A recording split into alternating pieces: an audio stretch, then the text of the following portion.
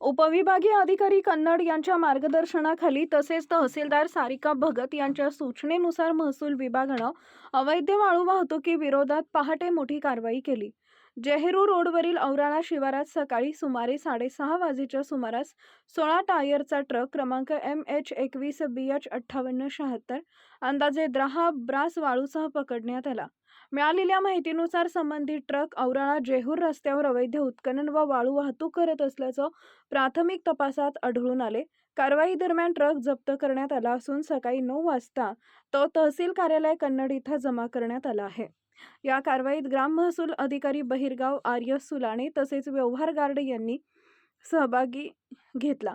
पुढील तपास महसूल विभागामार्फत सुरू असून संबंधितांवर नियमानुसार दंडात्मक कारवाई केली जाणार असल्याची माहिती प्रशासनाकडून देण्यात आली आहे.